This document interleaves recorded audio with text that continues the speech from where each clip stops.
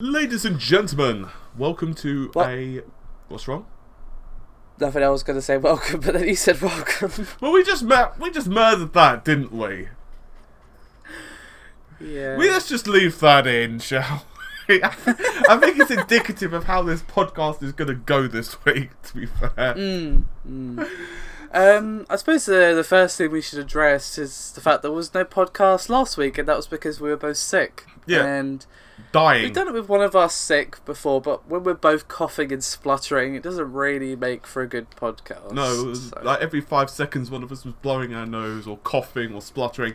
And that's actually one of the leading reasons the PS4 Pro video was delayed, because basically I was so bad that I just could not record the audio. Like news videos I could just about manage because they were like 5 or 10 minutes. Exactly like that. Exactly like that. And but longer form videos, when there's like technical stuff, I was like, you know what? Ain't gonna happen. It just ain't. So forget it. So I had to just delay it, which sucked. But anyway, aside from dying, how have you been? Pretty good. I mean, obviously I've had a week off of my day job this week, and I've been sick at the same time, so I've basically just been relaxing, watching a lot of shows, playing some games, dying inside, you know, all that good stuff. Well, that sounds fun. So, how about you? What specifically? Work or just... How have you been? Apart from the cold, which has been really poorly timed, might I add, not too bad, just work, to be fair. Working on a PS4 Pro thing, it's about 6,000 words now, audio's recorded. Did a lot of the editing yesterday, so about 15 minutes of editing and about a 45-minute video. And aside from that, just been playing the odd game here or there. I've started to play Pillars of Eternity, which is actually pretty good so far. I'm pretty early on though. Oh yeah, I remember I bought that a few ages ago. Yeah, I think it was Christmas. Might have been, I don't remember. So, tell us about Pillars of Eternity then. Well, it's an old school RPG, you know, the click type of RPGs, very much in the style of the old greats. Like Neverwinter Nights, that type of thing. So obviously I don't really know the story so far. You get to create a lot of your character's backstory. So for example, were you the son of or the daughter of nobility? Were you, what class are you? Obviously you can choose from wizard or paladin or what have you. And once you start getting into the game, basically you're travelling with a group of caravan / campers.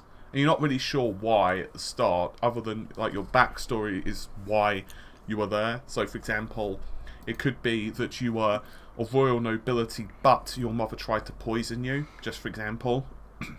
Right. And after that, basically stuff happens and you get separated from your compadres. And after that, basically the story starts opening up. But I've only just gotten to that point. Because obviously it's an RPG, right. So it's not like it's going to go like 1,000 miles an hour. That sounds pretty cool. I mean, speaking of old school RPGs, there's one coming out soonish that I'm very tempted to get, even though I have a million games to play. Yes, and that you do. And that is Tyranny.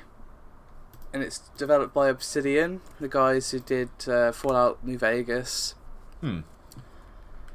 And the reason it looks tempting is because the RPG is about what happens when evil wins. So you're like working for the bad guys, basically, and they've already won. They've already taken over the world, or whatever it is that they're doing. I'm sure that was one of the ones that I pointed to you.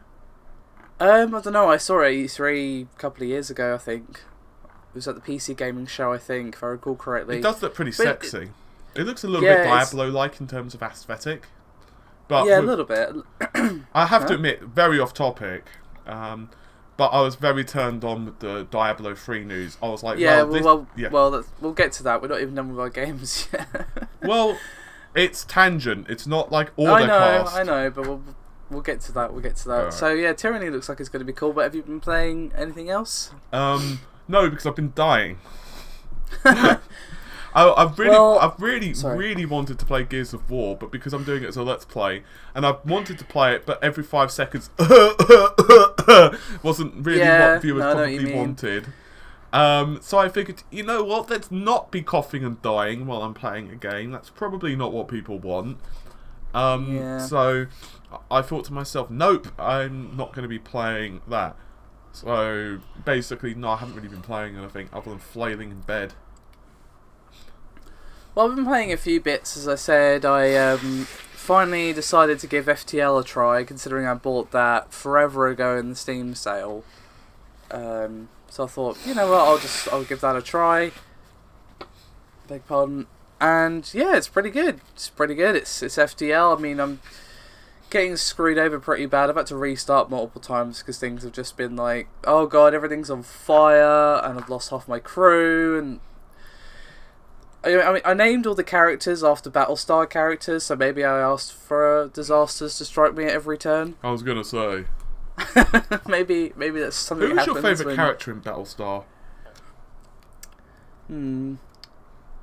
I like the Admiral, to be honest. He's the best. What, Adama? Yeah.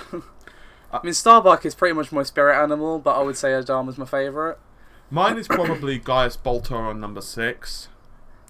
Baltar, really? Yeah, I love Baltar. You know why I like him? I like him because I don't blame him. That's the thing. It's like, if you were in his position, the only thing I could say that he was guilty for was giving her the secrets, but it's not like he did it for malicious reasons. Well, no, I mean, even though he did give her those, he didn't know she was a Cylon, because no one knew that Cylons looked like humans at that point. Exactly. And so people were like baying for his blood. I'm like, dude, when he was on the planet signing the orders, it's like, okay, he doesn't sign the orders. Do you really think it's going to make a difference? Yeah, and I mean, I don't dislike him, but he's very always out for himself, and there are several times where he could have helped the fleet at no damage to himself, but he didn't, kind of thing. Well, to be fair, at that point, everyone wanted to kill him, so I think he thought pretty much fuck him. Well, no, I'm talking like early on, before all that. I don't remember that, to be honest. It's been so long since I've watched it. Well, have you watched Blood and Chrome? No, I haven't actually. I watched it. It's on Netflix. It's actually well worth watching. It's much. Oh, it's on Netflix, is it? Oh, okay. It's much better than what I thought it was. Yeah, because I didn't really like the Caprica series that much. I thought it wasn't that great, to be honest. No, I didn't really like it that much. It felt kind of angsty. Well, no, it's just I didn't really like the story. Or that's okay. This is kind of a lame origin story for the Cylons. Yeah, but you should definitely check out. No, I will do, because I'm kind of feeling, you know what, I want to watch it because I have never watched Blood and Chrome and I love Battlestar. So, anyway, so FTL, that went disastrously for me. Probably, but do you know what's fun though? Like, I named all the characters, and the Adama one was already at the helm, and I was like, you know what's up, game. You know what's up. Anyway, and I also installed Grim Fandango Remastered, which I also bought on sale a long time ago. And I don't know if I can do it anymore, because I kind of forgot how frustrating those old school LucasArts point and click adventures actually are. It's been years and I'm just like, oh god, yeah, I forgot they're really obtuse at times. Good use of the word obtuse. Thank you. It's like when I'm alt-tabbing every 5 minutes because I'm lost, I don't know what to do. It's like, this isn't really fun. Like, it's a great game, I love the characters and stuff, but I don't know if I can, to be honest. I think it takes a... You know, actually, there's an Indiana Jones game. I think it's called... The Heart of Atlantis, I think? Is the famous one? I seem to recall that being the famous one. It might be. Because there's two. Oh, no, I think you're right. Because I was thinking it's the Infernal Machine, but... what...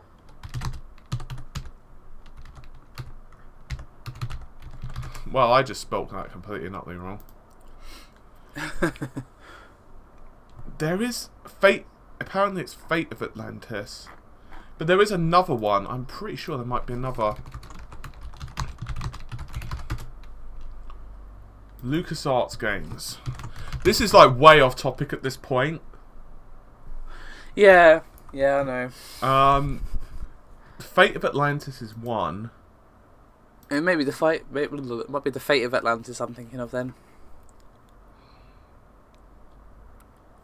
Yeah, maybe. Yeah, so... But the actual Infernal Machine was a pretty good game back in the day. It was very much in the style of Tomb Raider. Oh, really? Yeah, it was a 3D. It looks really dated now, though. Yeah, I mean, Grim Fandango Remastered, like, as I said, it's a really good game. I just can't really get on board with its weird adventure game logic. So, I don't know, I might have to uninstall that one and just watch it, because I just can't, to be honest. I just can't. Anyway, we blathered on long enough about that, so let's move on to the topics, shall we? Shall we? Well, you made them. Oh, well, sort yes, of. Yes, I did. I have them in front of me here. So, I guess we should start with BlizzCon, because we're probably going to be talking about this for a while. Yay. Best to get the bigger topic out of the way. So, BlizzCon. Obviously, it technically is... I think there's still some news kind of surfacing from it, but I think we've got most of the big topics. And the bigger one for me, at least, I know you're not interested in this, but the people listening are, is that a new character for Overwatch was finally revealed called Sombra. Can I turn off the audio for No, because there is a bit of a story that you might be interested in here. And she looks really cool, and I can't wait to play her, but the way Blizzard handled her sort of up to the release is really poor. Because basically they did this like ARG, because she's like a hacker character, so obviously they were doing like, you know, you have to find the clues that she's left and hack this pretend website and find out who Sombra is and all this other stuff. But the way they did it was really bad, because like an ARG is you could discover clues and move on to the next thing and actually come up with new information at the end of it, right? Yes. Well, this one, obviously, it was more like Blizzard were just leaving you breadcrumbs and you were just finding the next breadcrumb and you wouldn't find the next thing until they were ready to give it to you, if you see what I'm saying. So, like, you know, when it first started, like, load of stuff happened and then they found this people found the countdown, and then when the countdown finally ticked down... Yeah, when the countdown finally ticked down after, like, a month, it was another countdown! And people are obviously a bit pissed about this, but then some new information surfaced and they got sucked back into it again. And then when that was finally done, all it was a message saying, see you in a few days, and obviously this was previous, and then it was revealed at BlizzCon. And I'm just like, okay, Blizzard, Sombra looks awesome, but don't do that again. That was terrible. Like, I think they killed a lot of their own hype by doing it that way and pissed a lot of people off with how they executed that ARG, to be honest. I mean, I didn't take part in it myself, I'm just judging from what people were saying and what I know about it, and to be honest, it does sound like they kind of made a bit of a farce of it, to be quite frank. Yeah, as you know, I'm not particularly an Overwatch fanatic. Yeah, I know, but this isn't really about Overwatch, it's just more about Blizzard's handling of Sombra's teasing previous to BlizzCon. Well, that's kind of like a big issue. It's really hard to get teasing and like that type of leaks well. It's like it's very hard to get it down the middle where the players, because the problem with Blizzard is they have this thing where they really want to control information at their own pace. So it's like, yeah, I don't think teasing works well with Blizzard. So you combine that with an ARG and you get a lot of people who are very frustrated and pissed off because, well, they're not actually discovering new information. I know, you might as well just say, you know, you're just following the clues. They could have done an ARG and done it well. I just think they didn't do it well. There were other ways to do an ARG and still control when they were given the information. Like maybe at some point they could have discovered part of Sombra's kit, or a tiny piece of lore, or an image of like a blurred silhouette, or something. That wasn't what we got, which was just like a countdown to a countdown, basically. With nothing more exciting than getting bitches hyped by showing a countdown, right? I know, right? I mean, Sombra is awesome, and it's going to be interesting to play as her, but the reveal was awesome, but previous to that, not so much. So go through the rest of the stuff on the Yes, so apart from that, there's a bunch of new other stuff coming to Overwatch, but I also already did a video on that yesterday. So go and watch that. A bunch of new modes are coming, which sounds pretty cool. But we have the Diablo thing, which we were referring to earlier, where Diablo 1 is being remade in Diablo 3, and if I understand correctly, it's actually going to be free. They're not charging for it. No, and as far as I understand, it's also the entire first game as well, which is ridiculously generous. Yeah, it's the 4 bosses from the first game, if I recall correctly. And also, they're giving you a new, I think it's the Necromancer. Yeah, they're adding the Necromancer in, but I don't know if that's actually going to be at the same time as the Diablo thing or not. But regardless, Diablo 1's being remade, kind of, and we're getting the Necromancer for Diablo 3, which is awesome. It is pretty awesome, isn't it? Yeah, and what's really cool as well is that they've added sort of several visual modes into the new area for Diablo 1, where you can make it look all pixely if you want. Which is an interesting idea. I mean, you know, you don't have to use it if you don't want to, but it's there for people who, you know, perhaps want to fully indulge in the nostalgia. Yeah, I think I'd rather stick with the new graphics. Well, yeah, so will I, to be honest, but, you know. Although I'd really love to play through Diablo 2. I'll be honest, it's one of the few PC games, like, from back in the day, that I actually never played, like, the big ones.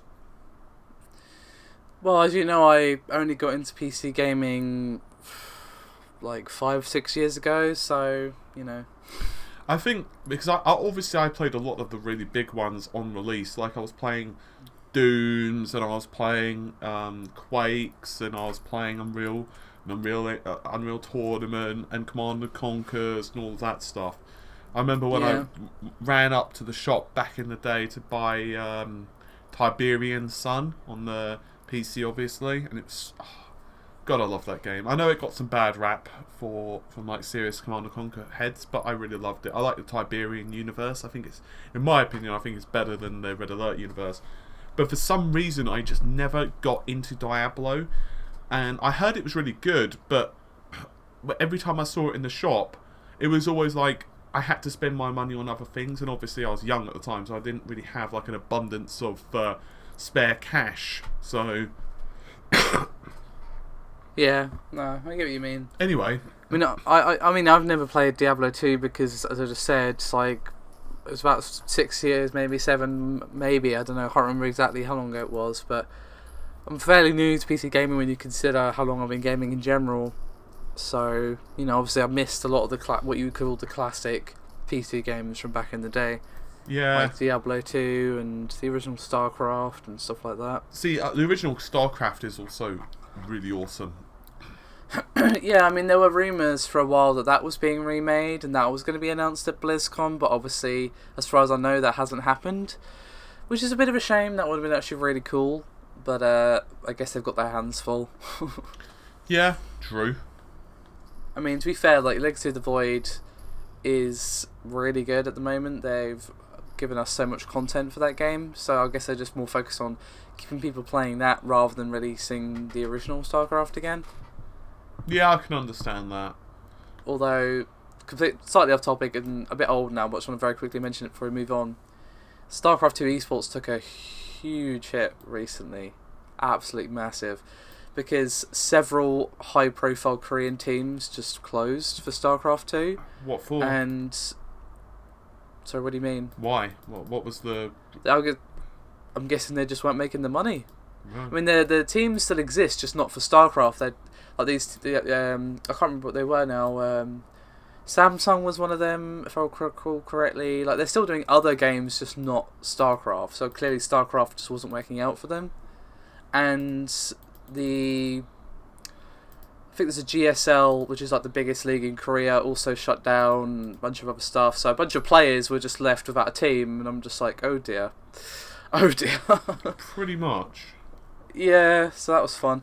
Anyway, did you want to talk about Zen? Sure. So there's a couple of things. The first one is more benchmarks have been released, which show the performance of the processor is actually up there with some of the latest Xenon processors.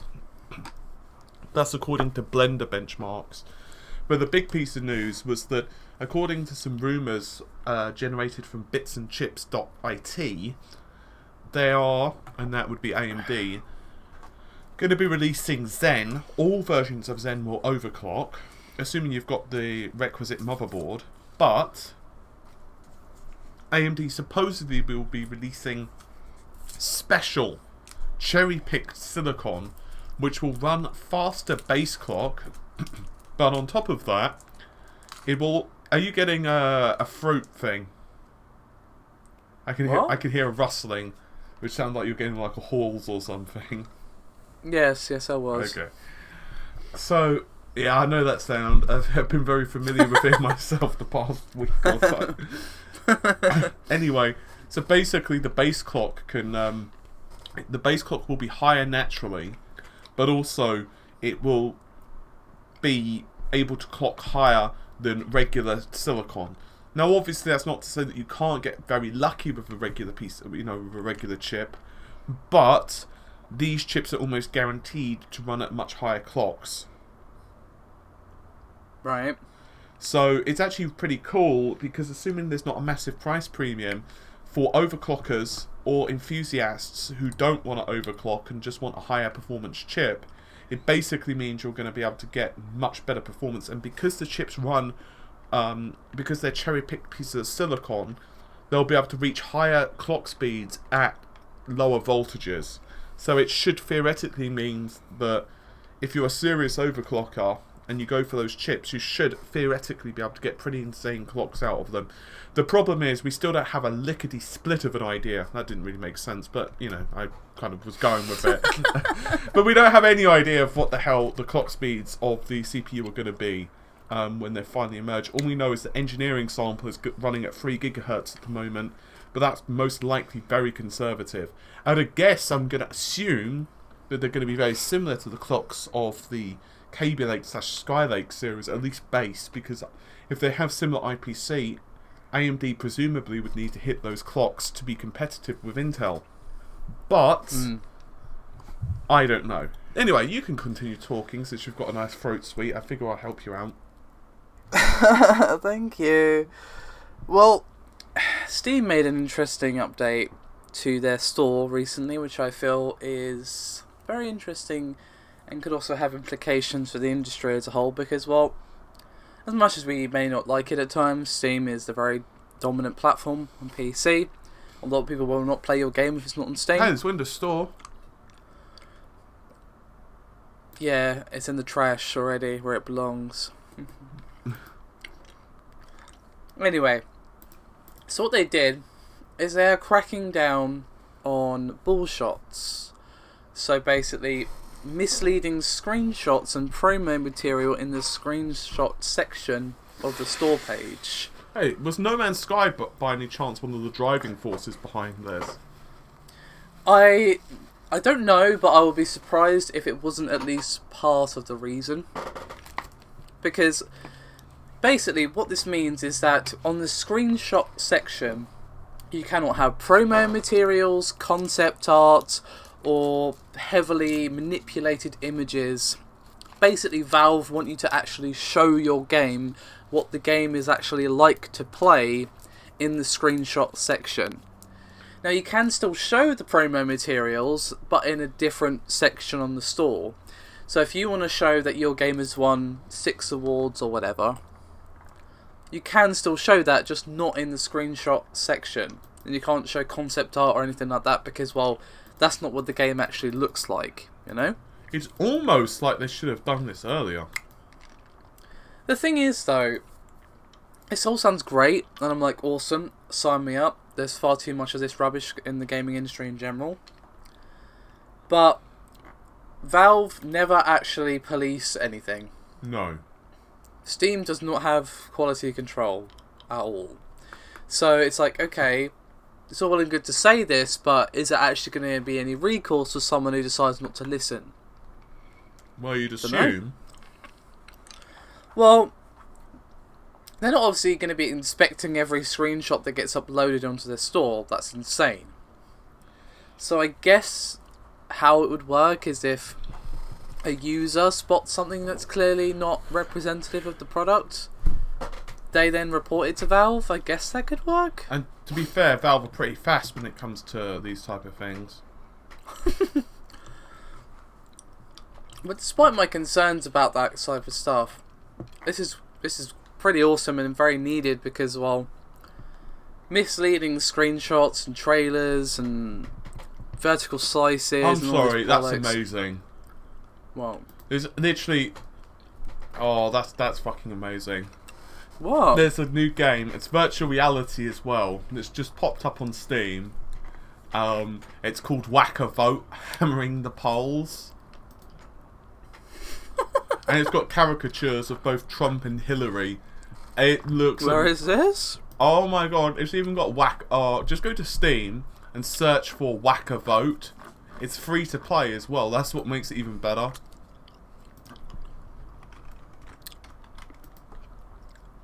Oh god. Look at the last 3 or 4 images. That's the best part. Damn.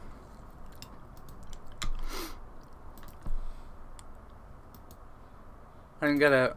You don't see the last 3 or 4 images. Yeah. Look, they've got those little Trump heads popping up through the whack-a-mole thing. Oh, that's great. Why is this... Okay, I have 2 questions. Why is this a thing, and why do you need VR to play it? I don't know. Anyway, back on topic.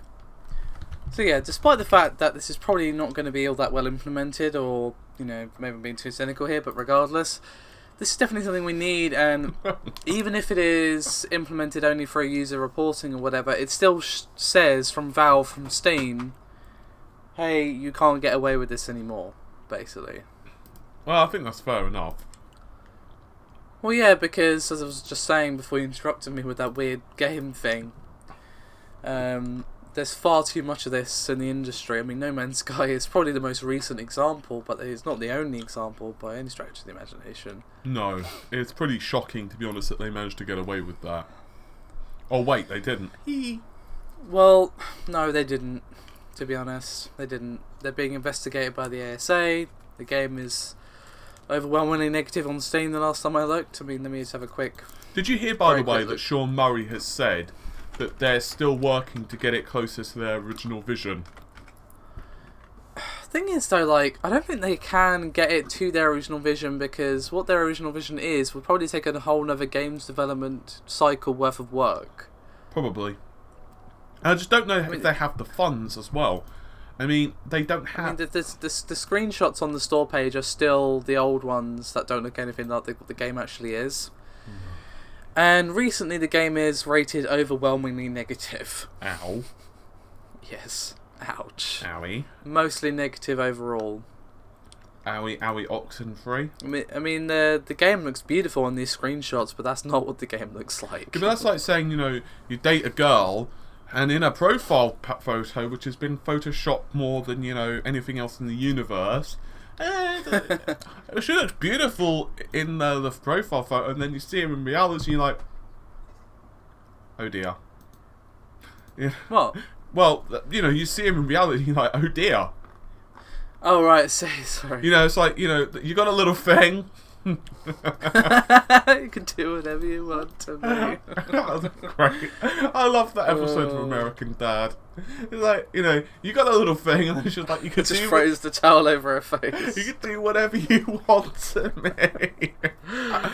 Oh, dear. Yeah. Anyway, Anyways. what else do we have? Oh, yes. Mark Cerny's comments on how you need 80 flops for the true 4K. Yeah. I think that's kind of funny, actually. That was a very PR-y move by Cerny.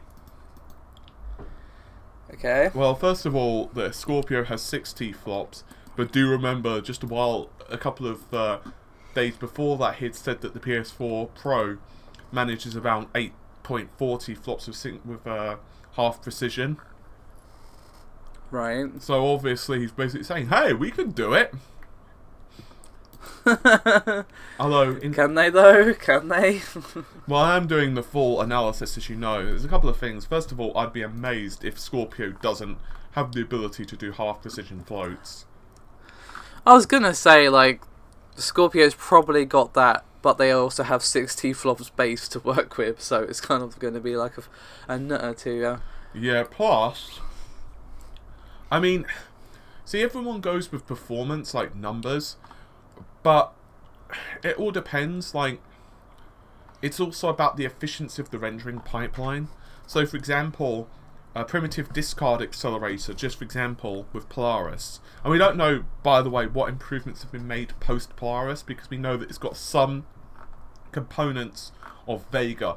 Certainly did go into a couple of them, but not all of them. I'm guessing because of NDAs. But Right. what we do know, for example, about primitive discard accelerator is that for scenes with a lot of tessellation, basically a polygon has 3 vertexes.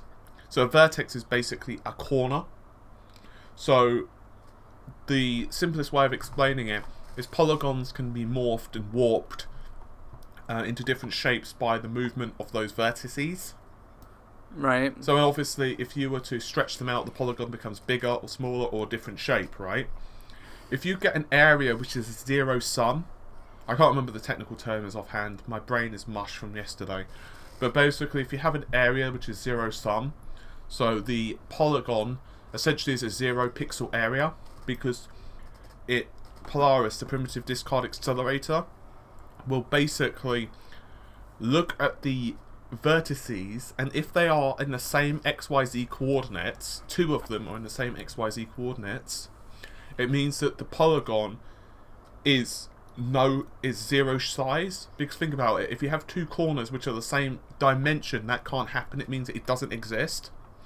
So what happens is, before it goes far along into the rendering pipeline, Polaris will discard it and say you don't need to do that, so it basically saves the performance and the commands being sent across the GPU.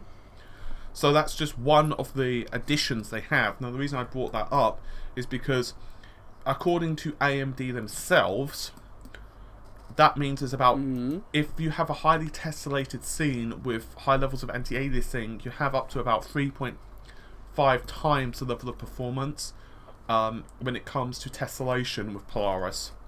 And they also say that the performance of a CU, a compute unit, is about 15% higher than the older architectures.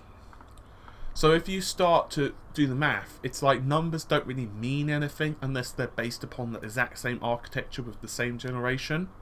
With that said, I do feel that 6 T-flops is probably about the minimum with native 4K, but it also depends, like, what is the 4K render target? Because if you're trying to render at 6 T-flops a 30 FPS game, it's probably doable. But if you're trying to render that 4K experience at 60 FPS with higher levels of depth of field and higher levels of tessellation, higher levels of texture quality, blah blah blah blah blah, that's where the difficulties start to come into it.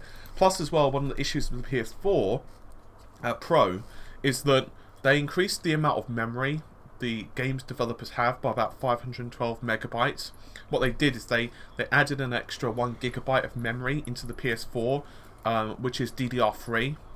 So in short, some system applications, for example Netflix, get shuttled into the PS4, into that 1 gigabyte of slower DRAM. But what happens is they've allocated 512 megabytes for games, additional for games, and the other 512 megabytes is for the OS to basically render and run at 4K native. So basically, they're telling us that most of the additional memory, the 512 megabytes, is for the internal render targets. Basically, too long didn't read of render target. It's the basic 3D rendered scene, which is held in memory, and then it's not quite the front buffer or the back buffer. Front buffer is the image which is being sent to the screen. Back buffer is the image preceding that. Generally, this will be an image which is still being worked on. So, for example, it needs certain levels of anti-aliasing applied. It might have depth of field which needs to be applied, texture filtering, or some other pixel shader. So basically they're saying 512 megabytes was what they needed to be able to run a 4K render target. So there are some questions of like, well, yeah, even if you had 8 T-flops, the GPU as well is going to be a thing. So Cerny is kind of sending a bit of a mixed message in that respect. So I think you should really listen to it as like, he's saying if with his architecture, I think a lot of people are getting like, not misquoting him, but I think a lot of people are slightly misconstruing how he's coming across. How I interpret it to be is he's saying, look, for us to have hit 4K native on every game of all the quality that we want, we would need the PS4 Pro to run at about 8 T-flops native. But obviously if there is some efficiencies in there, then you can get away with less, like half floats. So all a half float is basically half precision. So as you know, an integer is a whole number. A float is basically has a number with decimal place with, and it can have a full float has 7 significant points. So that would be trailing zeros. So for example, 1.0, the 0 doesn't count in the significant. So basically, half precision allows less accuracy, so the numbers are more likely to round up. But even according to AMD and Nvidia themselves, that can be still pretty useful for HDR, for artificial intelligence, for example, deep learning. So it's probable that what they are going to do is tell developers, hey, if you feel that your application can lend itself to a half precision float, you can mark a piece of code which basically says this operation, this instruction can run at half precision. So how useful half precision is, and I go much more into detail on this in the PS4 Pro analysis, but how useful that half precision is still a bit of it up in the air. I mean, we know Mantis Burns is running it. Unfortunately, Mantis Burns and no one else is telling us the percentage of code which is actually running on 16 versus 32-bit, was half versus full precision floats. So it's a bit of a mystery at the moment, and really we're not going to know more until Scorpio comes out, which obviously is significantly faster to know what the real, how many 4K titles it can run and what the performance difference is in real life. Right. Okay. So, do I hear bleeding from the ears and nose? That was a lot of words, is all I'm saying. I don't know how long I was talking there. About 10 minutes. Really? If I had to guess, I wasn't really looking at the clock, to be honest. Okay. So, yes, we have some stuff from Michael Pachter, and this was speculative, obviously, but basically he was... It's funny. What is funny? What? Care to share what's so funny?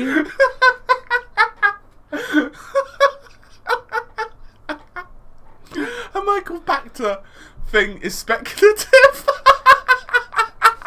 Yes. Why is that so funny? That's great. That's actually why is it so funny? It's literally the best thing ever. Something Michael Pachter I don't understand why that's so funny. Oh dear. Something Michael Pachter says is speculative and may not be accurate. I love it. I don't understand why that's so funny, sorry. Oh dear. Anyway. You're strange, I don't get why that was so funny. The people in the comments will let you know. I get what you're saying, but it's not that funny. No, it all comes down to personal opinion. To me, lol's coil. I'm just covering my arse, okay? Simple as that. I hope you are, but... Anyway. Basically, he said that in his opinion, Microsoft would quote-unquote commit suicide if the Scorpio costs more than $399. That's alright. And... the thing is, it's really hard to speculate about price because we literally don't know nothing about the machine. Other than that, it has 60 flops, which means basically nothing. So, at first I was like, wait, 399 might be a bit low if the whole machine is that powerful. Maybe 450? No, he obviously was saying about the original Xbox One release, when obviously it was way more expensive than the PS4, and obviously had the Kinect, when it's back like a fucking albatross and all this other stuff. And obviously that was one reason why the PS4 did well versus the Xbox One, because it was $100 cheaper. But I'm like, okay, that's true, but it's not the same situation though. Because Microsoft, when they market the Scorpio, they're obviously going to say stuff like the most powerful console ever created and stuff like that. So, in theory, if you get that message into people's head that you're getting an almost PC-like experience with this console... Yeah, it's a PC from 2014, but still... Well, yeah, but it's better than the Xbox One. I'm sorry. And, so you get that into people's heads, and then let's say it's $450, just for example. Right. Surely that would equate to, okay, this is worth $450 because it's more powerful? Well, remember, Phil has said that it's not going to be more than a premium console, so in my opinion, I wouldn't be surprised. What does that mean? That means nothing. Well, yeah, because, I mean, look at the cost of, let's say... I mean, the PS3 was £500 when it first came out. Well, yeah. So is that the baseline? Well, I was going to say that, or even some of the Neo Geo systems back in the day. Plus, the cartridges for them was an absolutely ridiculous amount, but still... Yeah, so, pricing is important, and it can make or break a console. I mean, that's one of the reasons why the PS3 had such a slow start, is because it was so expensive. So, I'm not saying Pactor's wrong and that pricing is important, because it really, really is, but I don't know if it'll be as low as $399, to be honest. Yeah. That seems a bit low for the Scorpio, but obviously it's hard to say for sure. Damn, son. Because we don't know what it is. I found an image... Okay. And the Intellivision, which was released in 1979, for $300, by the way, has, if you adjust it for inflation, is worth like $939 now. Sorry, $935.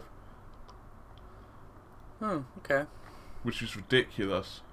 The PS3 original price $500, $567. So the Xbox One launched at $500, which was the same as essentially as the PS3. Although it's actually slightly cheaper if you're taking inflation into account. Right. Yeah. So yeah, what do you think about the price? You think he's right? I did say I think it's about the number I'm expecting. Maybe $50 here or there. Because yeah, as I said, that's why I was saying $450 sounds more right to me, because he was like, yeah, the PS4 Pro is obviously going to, by the time the Scorpio comes out, it's probably going to be reduced in price, or there's going to be a new variant of it or something, and it's like, okay, yeah, that's true. Well, probably will be true. But the Scorpio is still going to be more powerful. The reason I think it might be at that price is because GDDR5 memory might be a bit cheaper. GDDR5 memory might be a bit cheaper. Although memory prices have crept up, but they seem to be going down a little. And also, the manufacturing process of 14nm should be refined, although I believe they're using 16nm. So I don't know how that works, whether the GPU is still manufactured at 14nm. I'm not sure how they do that, and then the APU itself is 16. But anyway, that should be refined for the Scorpio. And finally,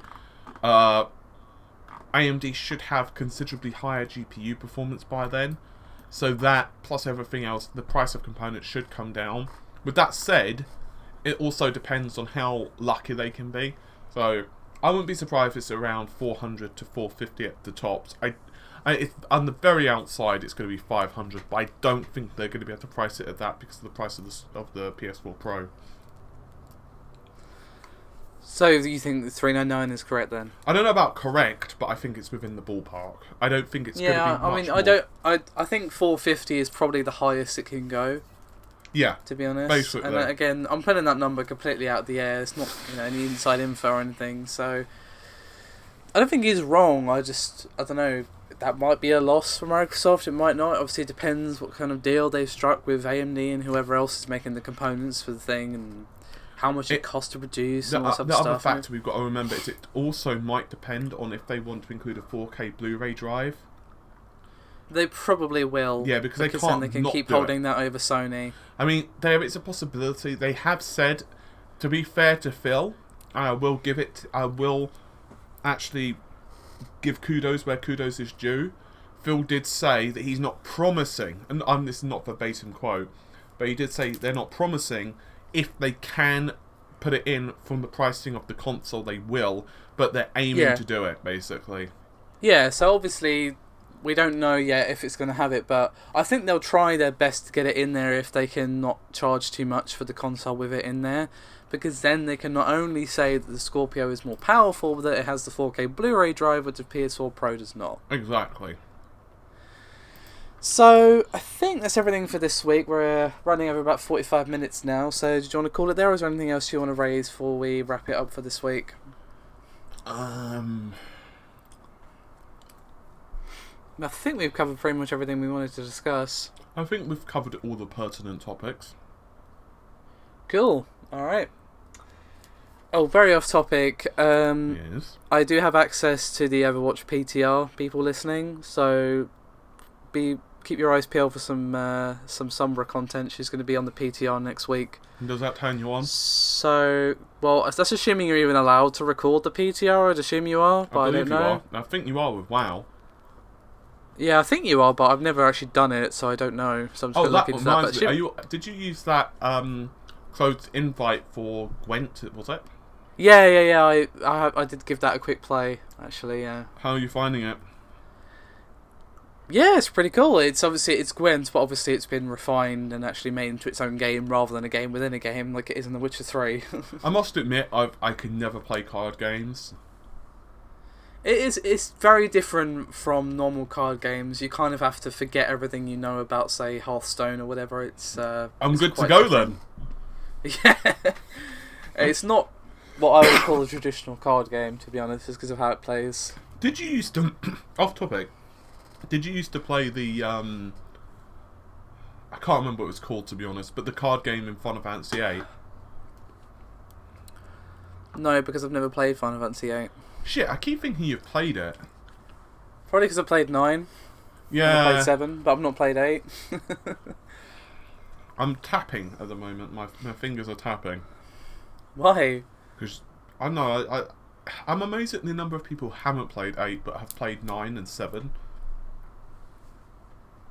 Not to tell you, I just never have. I mean, as I've said many times now, I didn't really get into Final Fantasy until the university when Matt and James literally forced me to play Final Fantasy X. Yeah, they were basically Final Fantasy raping you, or something.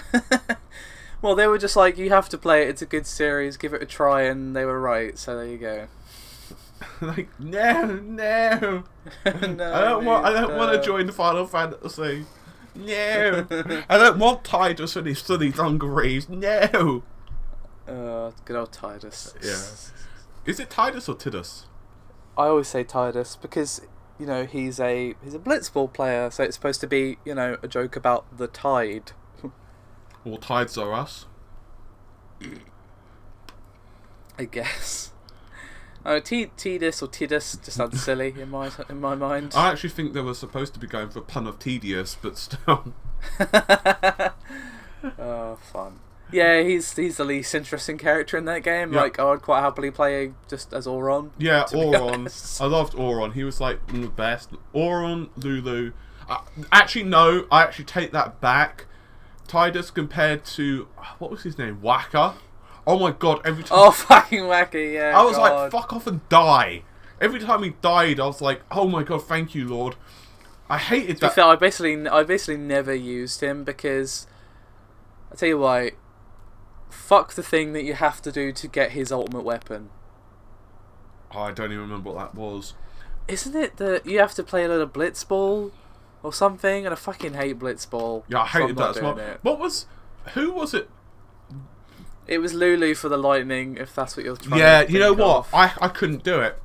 No, I never did that either, and it's a shame because I really like her as a character, but that lightning thing was like, fuck. You know what? I just couldn't do it. At the time, I suffered from really, really bad hay fever. And I literally, really? I kept getting to like 70, and then my eyes would just water, and I couldn't do it.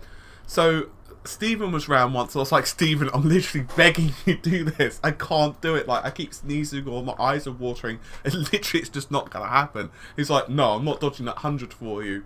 I was like, you know I'd do it for you. And the thing is, he knows I would. So when he just saw how ravaged I was, he was like, you know what, okay, there's no way you can do it. So he did it for me, and I was like, nah, nah, nah, nah, nah, nah. I've got the ultimate weapon. Nah, nah, nah, nah, nah, nah. Yeah, I never did it, so... I mean, I got Tidus's, and you have to do it fucking Chocobo race for his, but that wasn't that bad. I can't, And to I be got honest. Auron's, I can't even remember what you have to do for Auron's one, Cry. to be honest. I can't remember. To be honest, it's been so long since I played 10. Yeah, no, it's been years. They've got a remaster on the PC, right? Yeah, they do, but then I'm like, okay, should I really be spending time on that game that I've already played when I have an unending list of games I haven't played? No. But you're missing a major point. Which is? You want to play it? Yes, but I want to play other things as well. Oh, interesting. Well, They actually are doing the Final Fantasy X and X-2 remaster on Steam, and it's £20 for both as a package. oh, fuck 10-2, I'm not playing that shit. Really? Yeah. I never played it, but I have heard it's pretty good. Well, actually, I lie. I've got it.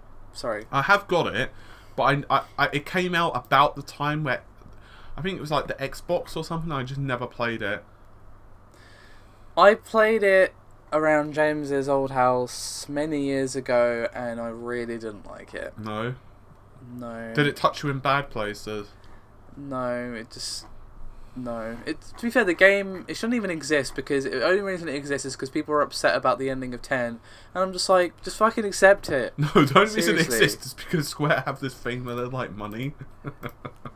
Well, yeah, that too, but like, there's no reason for it to exist. The ending of 10 is fine. It's fine. sad, but it's fine. It's fine. Anyway, now that I've upset a load of people in the comments, I think we should probably call it there. Why? There's so many more people we haven't upset yet. Anyway, I think that's us done for this week. Thank you very much for listening, everybody. Aim See is, you next time. Aim is using a jetpack while she can. Yes, I'm putting on my jetpack, and I'm leaving orbit right now. Alright, do you have an oxygen mask? Yes, I do. Do you have a spacesuit? Yes, I do. Okay, just checking. Does it have life support Yes, it does. to deal with the frigid temperatures of the of outer space? Yes, it does. Okay, just checking. Alright, see you later, everybody. Take care. Bye for now. Bye.